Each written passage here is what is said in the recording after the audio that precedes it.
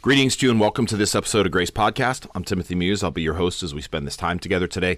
It's a joy to be with you as you are in this journey. Thank you for tuning in. Thank you for allowing this podcast to be part of your life. Thank you for allowing me to come alongside you as you walk in this time, as you expand, as you grow, as you look at places in your life that you want to give a little extra energy.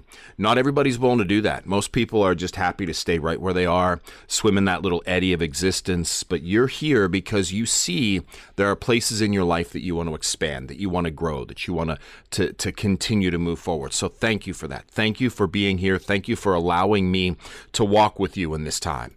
If this podcast is helpful, please share it out there. Put it out there on your social media feeds. I post on LinkedIn, X, Facebook, and Instagram. If you follow me or the life coaching on any one of those feeds, you're going to see these episodes.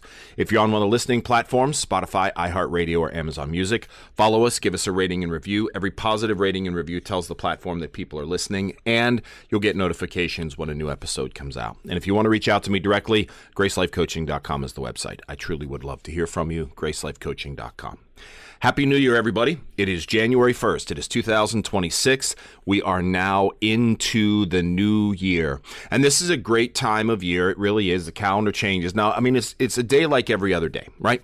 You wake up in the morning. It's the same day as when you went to bed and woke up yesterday. Because really, in actuality, numbers and calendars don't necessarily identify or direct who we want to be. If you want to make a change, then the best day to make a change is today. Well, today happens to be New Year's Day, so Happy New Year's to you. And if this is a time when you really start thinking about making changes, about getting your life in order, about cleaning things up, whatever vernacular you want to use, this is a pretty good day to do it because New Year's Day is the day that we tend to put forward as the day of resolution, as the day of change, as the day of possibility. And usually that's driven by motivation and guilt and looking back over the past year and seeing our failures.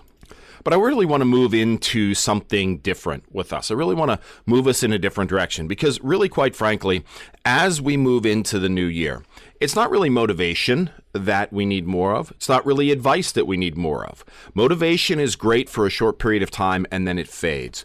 And really advice, I mean, unless you're really, really struggling with something, you know what you need to do. You know where you're at.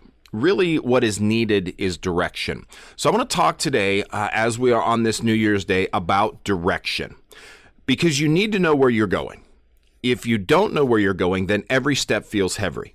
So every decision feels draining. And the year is going to start out, to blur one to the next. The year is going to start out blurred into the last year. So direction is important. Direction is clear energy. It is a clear energy flow. When we have good direction, then we have clear energy flow. We have clear direction, clear possibility. So I really want to talk about designing a year that actually matters. Not impressive, not perfect, but meaningful. And that's really what we want, isn't it? That's really what we want. So let's be clear up front. We can talk about goals. Goals are great. Goals are useful. Goals are powerful. I think goals are important. But goals alone don't sustain you. Because you can hit a goal and still feel empty. You can miss a goal and still grow profoundly. Vision is what makes your goals meaningful. When you have vision, that's when your goals can become meaningful. Vision asks the deeper question. Why does this matter to me? Why does it matter to me? You can set a goal to lose 10 pounds, but if you don't know why losing 10 pounds matters, then the goal is really kind of empty. You don't have that deeper meaning. So vision is important because without vision, we chase things what aren't urgent instead of what's important. We chase things that are right in front of us rather than maintaining what is important. We say yes out of pressure. We live reactively and not intentionally. So that's what happens when we don't have vision. But when we have vision, decisions get simpler, boundaries get stronger, and effort feels aligned, not forced. Effort feels aligned, not forced.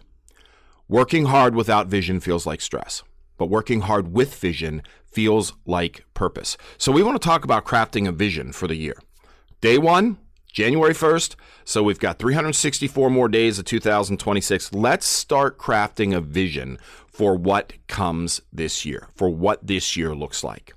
So let me ask you something, gently but honestly.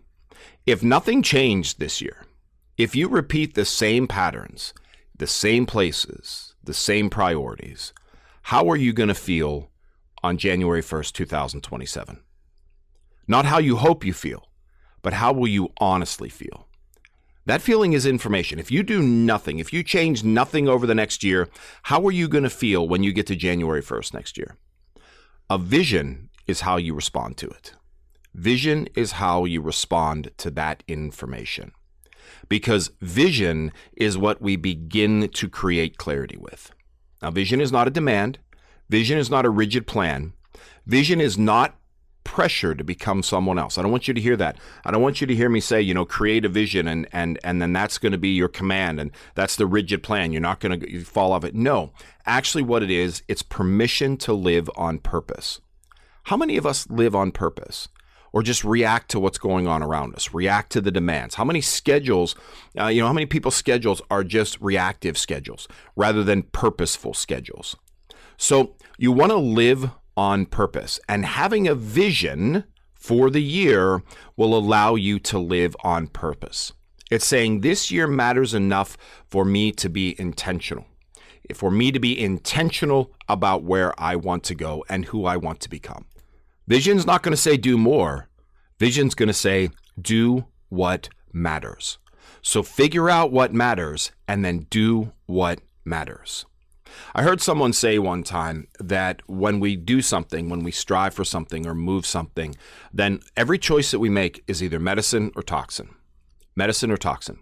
So you're either working for your purpose or working against it. When we have a vision, we can begin to craft what that is going to be. We can have that purpose of who we want to become. And how do we do that? How do we create that? Well, I'll encourage this.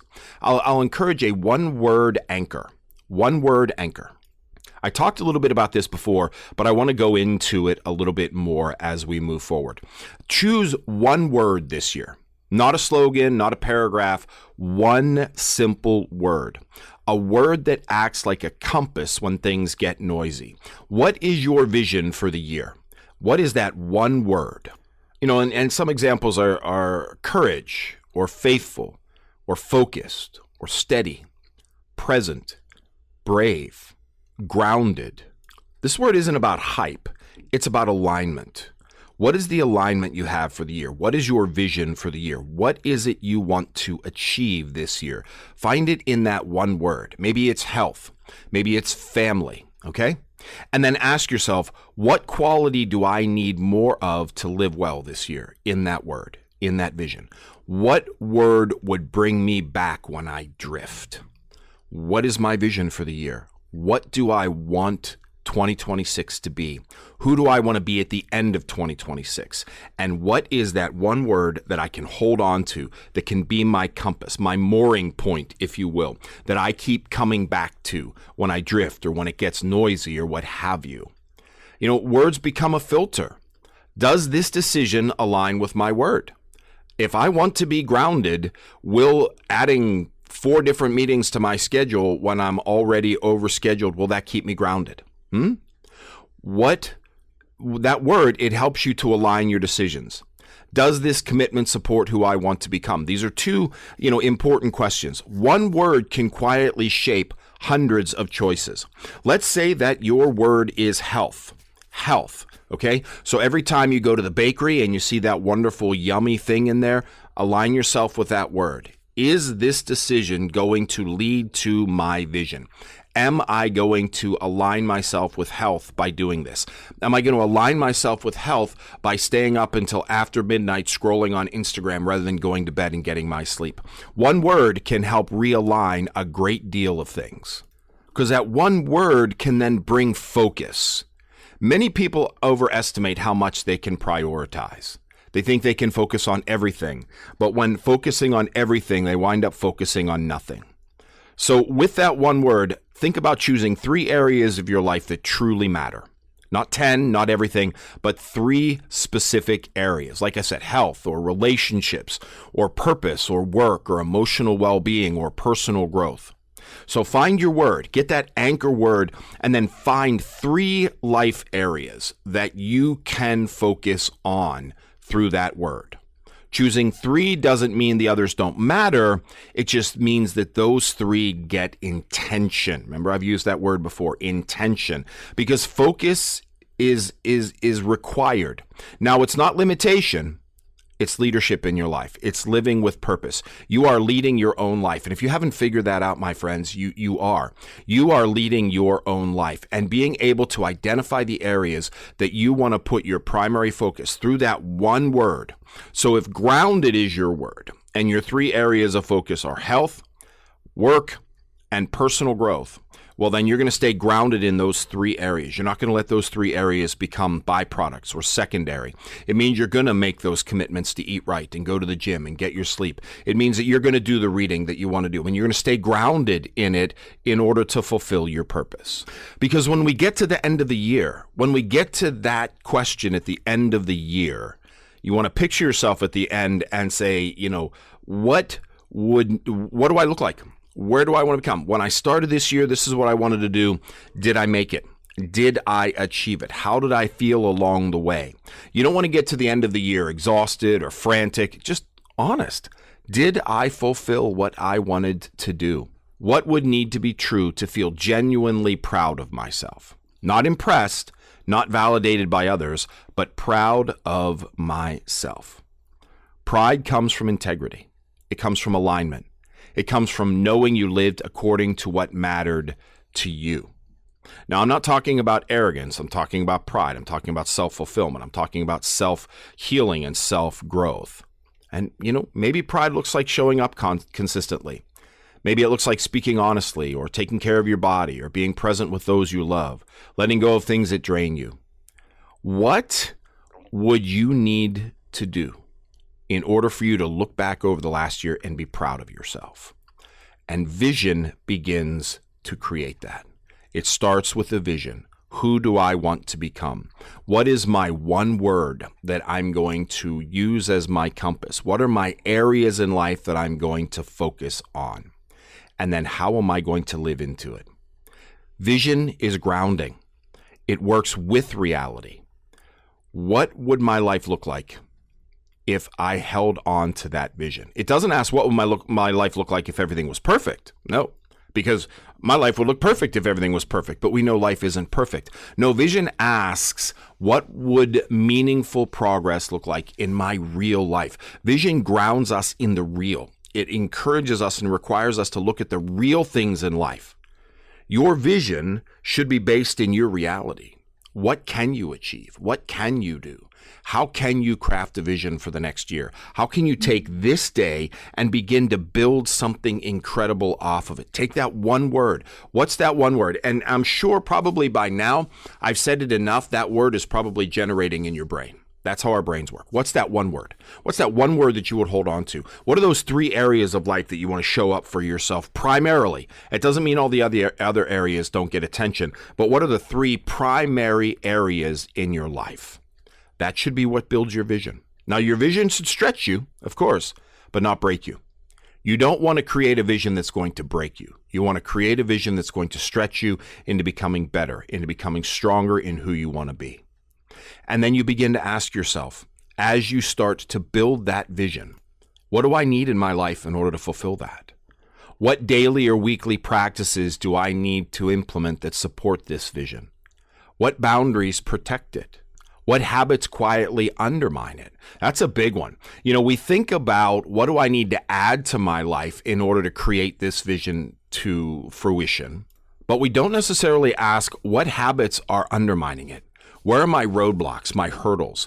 What are the things that I'm doing that allow me to slip away from my vision? When we're honest about that, when we're honest about the habits that we're already engaging in, we can then start building new ones. We can build those small, consistent actions that align with our vision. And we will always outperform the big ones, because inconsistent bursts are ineffective. We don't want an inconsistent birth. We want small, consistent actions aligned with our vision, and then keep moving forward. Look, you have a year. Imagine what you can do in a year. If your vision is for the year, well, then that's an incredible vision to have. You've got a year to live into it. So we don't want to create these big these big things that we try to outperform, because inconsistent bursts are ineffective. We want to create small, slow, consistent actions that align with that vision. And it may not look like much right away. I've mentioned this before about trains. A train is an incredible object, and it takes a lot of energy to get it moving. And sometimes it doesn't even look like the train is starting to move, but then it starts building energy and building energy and building energy. And then it gets up to speed. But once it's up to speed, it is really, really hard to stop. That's the thing. That's how you want to create your vision. You want to build it slow, consistent actions over time. And as you live into those consistent actions over time, you will build a stronger vision, and you will be able to craft that life that you're looking to craft throughout the year. That's how it works. That's what we want to create. That's where we want to begin on this January 1st. And maybe you're not there yet. Maybe you just need to create a little bit of clarity. Maybe you need to create a little bit of space. Maybe the next week, maybe you can just commit the first week of 2026. I'm going to dwell on and think about my vision. What's that one word I want to hold on to? What are those 3 areas that I want to focus on and give primary attention in my life? Maybe you just need a week to kind of breathe into that a little bit and find that vision. So find it, allow it to work. You are allowed to move at your pace. This is your vision after all. But create space for clarity. And it doesn't come all at once. Clarity comes through reflection, action, and honesty. So, think about it. Be honest about it. Look at it. Look at your actions. Look at the past actions, how they have affected you positively or negatively. Create that clarity, and out of that clarity is going to come that vision. Out of that vision is going to come that one word, and out of that one word is going to come those 3 areas, those 3 main areas of your life. This is how we build momentum. And then out of those 3 areas, start to ask those questions about what are small, consistent actions I can implement over time. They're going to build up my goals and my vision, so that I can be proud of myself at the end of 2026, so that I can say, look, I made this commitment and I lived into it. Will it always be easy? No. Will it always be perfect? No. Will you fall off? Absolutely. We're human. There's so many other factors in our lives. But when we have those things that are central to us, we can come back to them. We can say, you know what? I said this was my word. I said this was my focus, and I've kind of fallen off that. It's time to come back. It's time to reevaluate. How did I get off here? How did I lose track? What can I do to bring back? What needs to be brought into or out of my alignment? As you move forward, remember this. You don't need to be in control the whole year. You don't need certainty for the whole year. You just need direction. Direction comes from vision. So having that clarity will give you the direction. It will allow you to have those efforts turned into meaning, and direction turns into days into a life. See, that's how it works. So you want to create that direction through that vision. So choose your one word, choose your priorities, choose to live life with intention. And when you get to the end of the year, you're going to build something that you're quite proud of. That's what I got for you for today. Again, Happy New Year. It's great to be with you in 2026. I'm intending to keep moving this forward. I look forward to walking with you. If this is helpful, please share it out there. Put it out there on your social media feeds. Put it out there on the listening platforms. If you want to reach out to me directly, gracelifecoaching.com is the website. I would love to hear from you. At Grace Life Coaching, we want you to be the best you.